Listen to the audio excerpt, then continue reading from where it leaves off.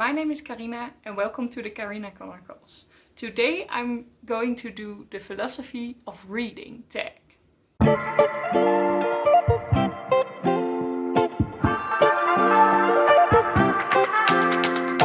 If you think, wow, what an uninspiring background, that's because I'm on holiday and I tried to film myself with the mountains on the background because I have the most beautiful view at the moment. But that didn't work. I still made the thumbnail with me as a shadow because I thought it was very, very interesting and cool as a picture. But for filming, I thought it might be better if you could just see my face.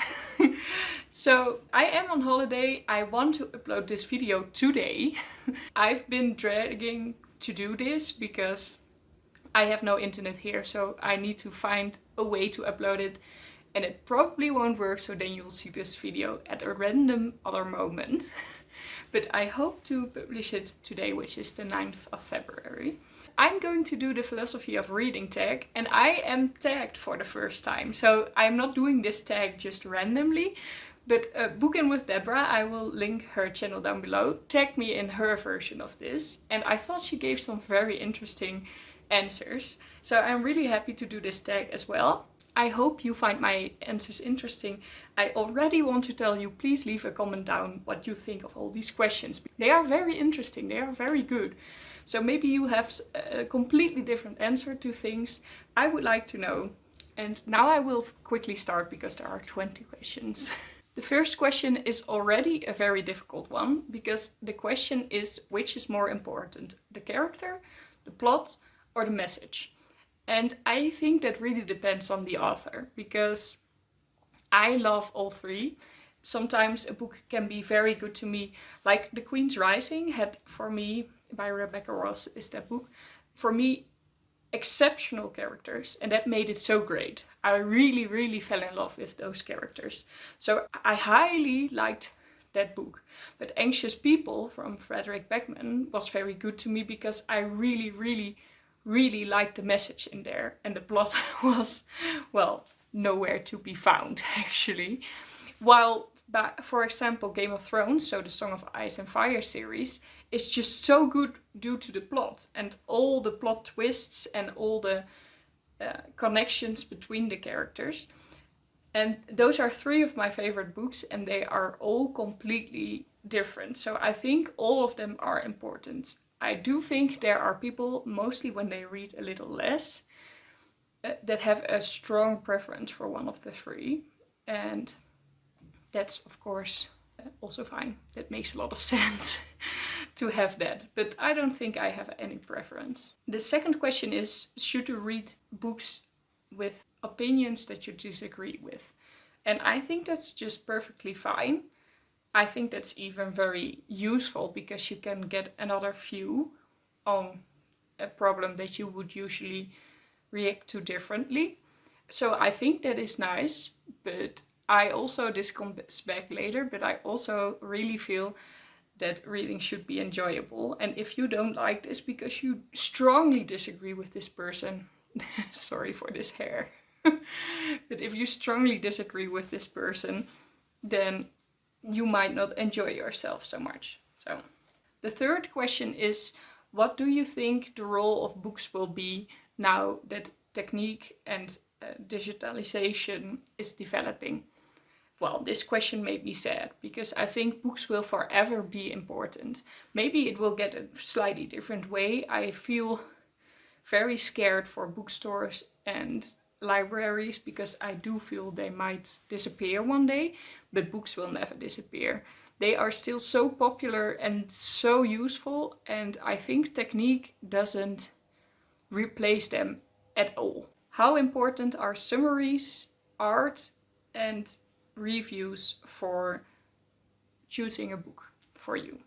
Well, for me, this might surprise you because I usually talk a lot about the covers, but I don't really often buy books, and if I buy them, I usually got recommended or something, or I found the book somewhere. And so that's mostly not a cover buy. And I almost never read summaries because they can spoil a lot. And I also do not read reviews, but I do hear a lot of reviews. And then I'm like, oh, I like this book, I want to read it. I do tend to look forward more to the book when it has a pretty cover. I'm just really excited to pick it up. And I can look forward to it for months. Like, ooh, I really need to pick up this book because it's so pretty. But that's not for the buying or gathering the books. Then none of the three are very important to me. But review is the most important, I think. The fifth question is, should people skim or scan a book? So like that you go very, very, very quickly through the book to see what it is about and then maybe even say like you've read it. I don't know why you would do that.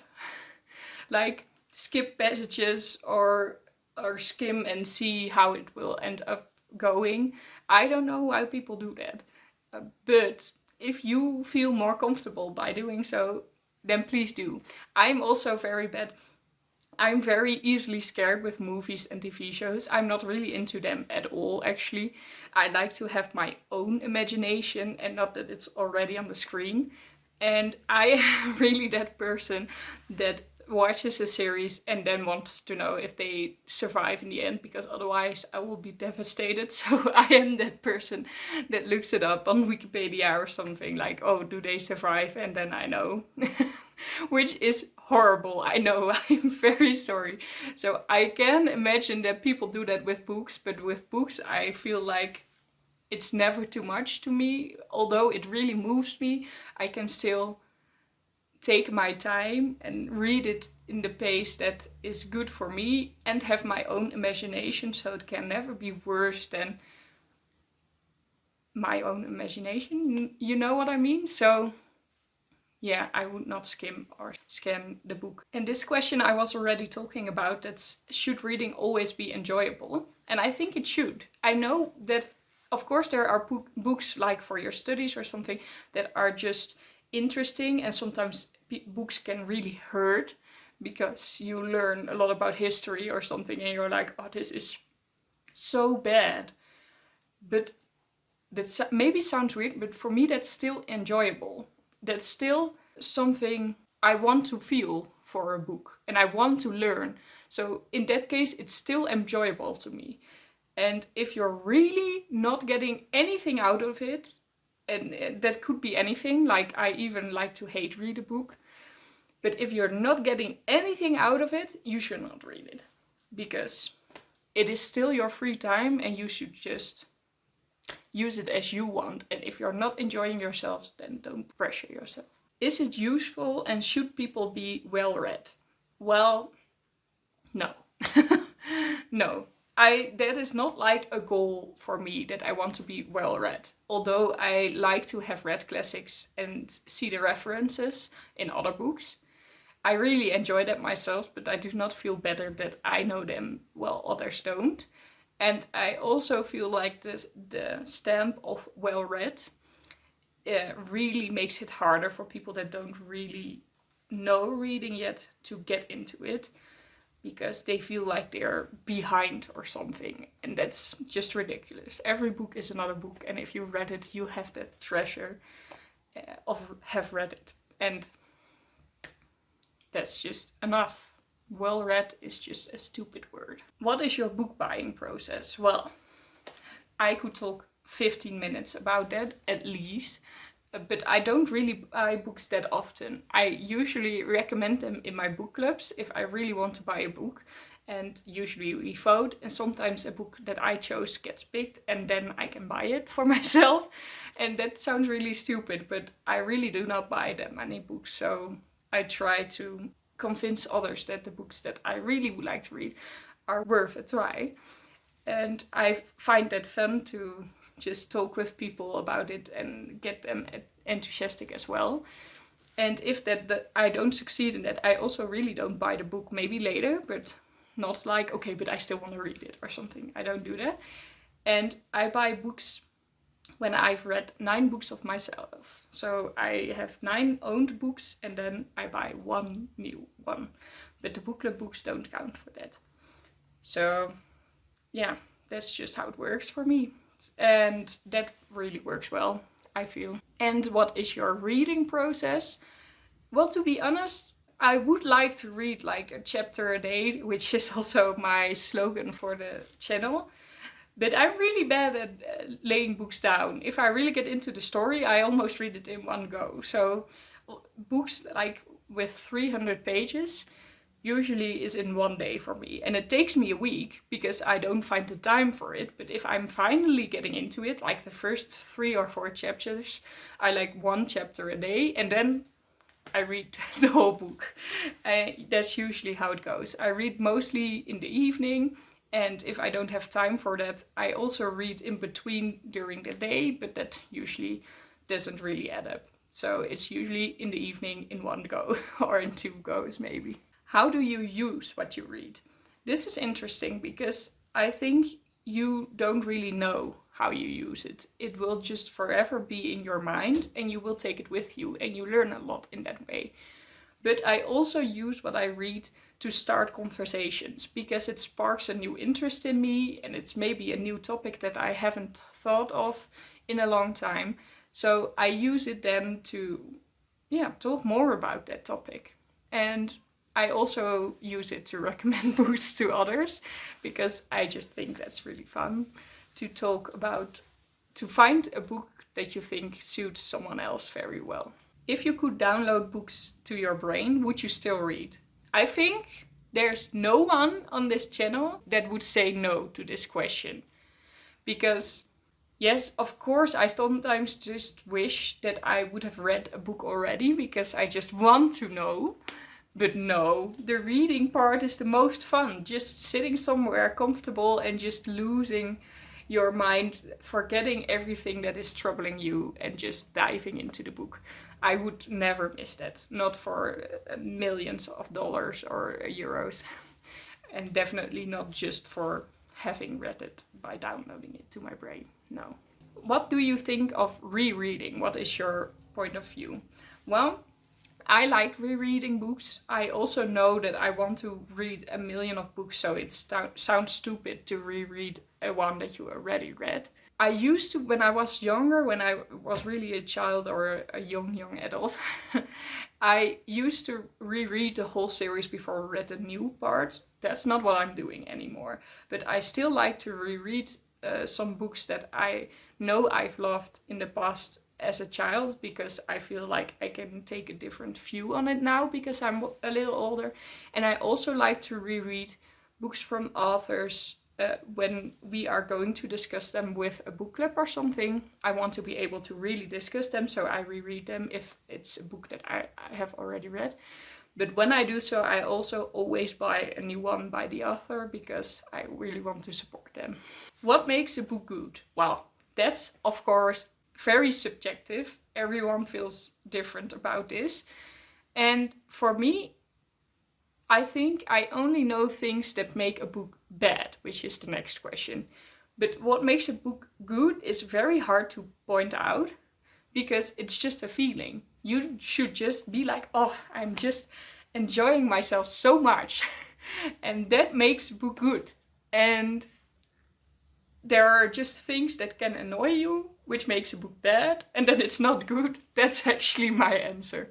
So what makes a book bad? Plot holes that you really feel like, okay, but what about this? And what about that? It isn't solved. I really hate that. If it's very, very predictable, that also makes it less interesting.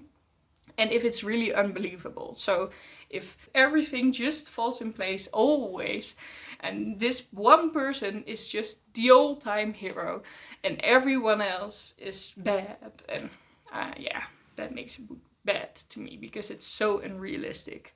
And not unrealistic like fantasy is always unrealistic, but that doesn't matter. Like, the whole story should just feel if you could go into there.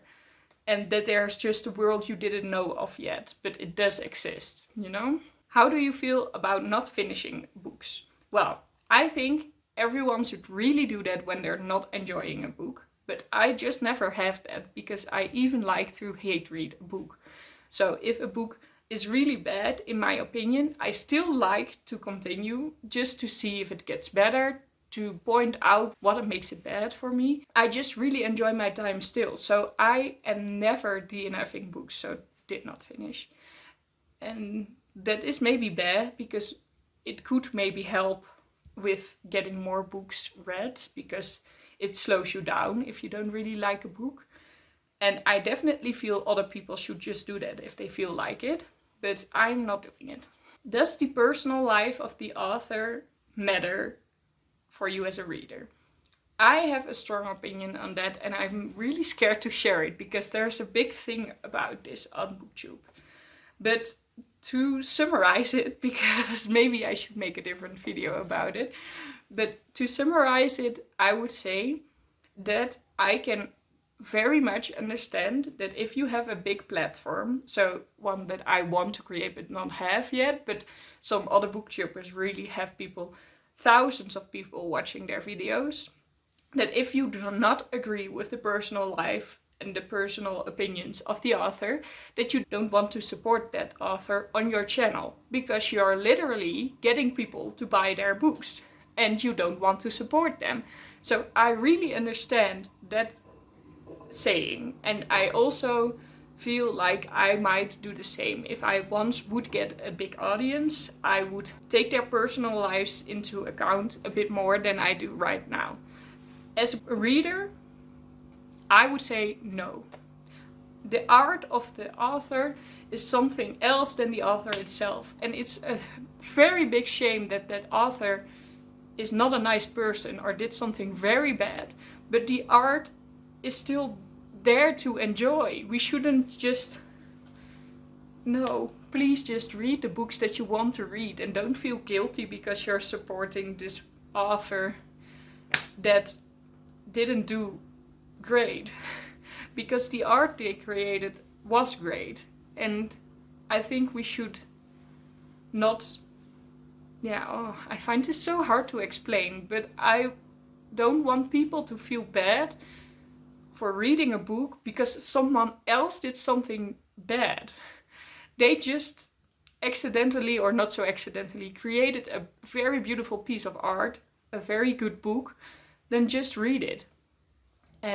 But if you're having a big community, I can understand that you might still read it for yourself, but not mention it in videos or in Instagram, or, So I know we're all thinking of Harry Potter, but yes, that is also for me, like, I find it very difficult because people really grew up with it, and there are people that are so big of a fan of the Harry Potter world, and it's such a big part of their personality. And J.K. Rowling did things that she really shouldn't have done, and I'm completely done with her. But I really don't want people to stop enjoying themselves because she screwed up. So my opinion is it doesn't matter. It does matter, but not for the books. Back to a little bit of a little less heavy topic. If you could choose one genre that you had to read the rest of your life, which one would it be? And I think for me, that is fantasy. I'm not sure because I love historical fiction also a lot. But fantasy just gives me the escape that I want sometimes. And it also feels like more than a book because you learn a whole new world. If I had to choose between YA and adult fantasy, that would be a hard one. Because YA reads just a lot easier. And I would sometimes just love to fly through a book. But adult fantasy is, in my opinion, just higher quality, or it's just a little bit more difficult, which makes it more interesting or something. So yeah, if I had to choose, wouldn't know, but fantasy would be my main genre, I think. Do you ever go into a book without knowing anything about it? I don't know. Maybe the book that I am planning on reading very, very soon, Everything I Know About Love by Dolly Alderton, that's just something that is chosen by my book club while I actually don't know anything about it. Yeah, I suppose it's a non-fiction, And I looked it up and I think it's a non-fiction, but that's all. I just read it because it's our book club pick. So yes, I think I do. Which author or genre or anything is just not for you? I think I can never say that because I always give it another shot. But I feel like I'm not really into romance that much. And I'm also not into paranormal things. So paranormal romance, which is also a genre, is really not my cup of tea, but maybe it gets better. And the very last question is, should everyone read? And I would want everyone to read because I want everyone to have that wonderful feeling. But no, of course, not everyone should read. You should just read if you find it enjoyable. But I really want to say you should not feel scared. Because for everyone there's a book that you could really enjoy. And that's also not as difficult as it sounds. So I would want everyone to read, but of course they don't have to because I really feel it should be enjoyable. So those were all the questions. I really enjoyed answering these and I hope you have some great answers for me too. I am now going to tag some people, but I haven't figured out yet which ones didn't do the tag yet, because a lot of people are doing this tag at the moment. So I will put them on the screen. And I highly recommend you check out these channels and also the one of Bookin' with Deborah. Thanks again for tagging me. If you are going to do this tag on yourself, please let me know because I'm really interested in your answers to these questions. And also leave them down in the comments below. If you like this video, please leave a like. And if you subscribe to my channel and you click the notification bell, you will be notified whenever I post a new video. I hope you'll have a lovely day filled with books and reading. And I'll see you all in my next video. Bye! I really hope you will see this video on the 9th, but I am not sure. I am having a hard time uploading this video. But at least my view of the mountains is so calming and relaxing and I'm really enjoying my time.